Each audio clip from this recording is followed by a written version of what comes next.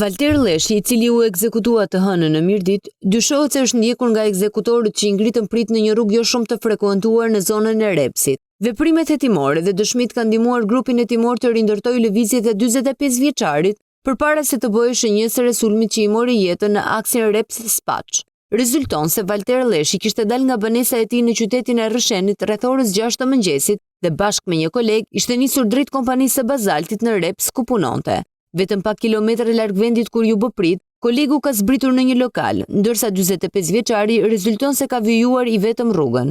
Dyshimet e grupit hetimor janë se ai ka qenë nën ndjekje që nga momenti kur ka dalë nga banesa dhe se ekzekutori ose ekzekutorët janë njoftuar për lëvizjet e tij.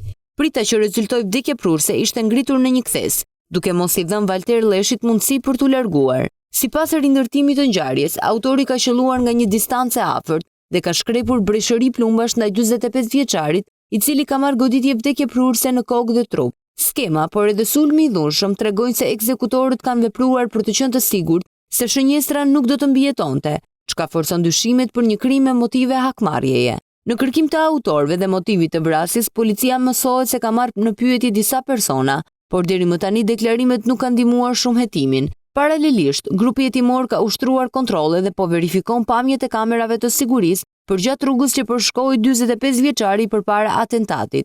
Një nga pistat që po verifikohet lidhet me dyshimin se Valter Leshi mund të ketë qenë i përfshirë në vrasjen e taksistit Anton Keli në vitin 2020 në Roshen. Për këtë ngjarje 45 vjeçari është marrë në pyetje, por policia dhe prokuroria nuk arritën të siguronin prova për t'i ngritur akuzë.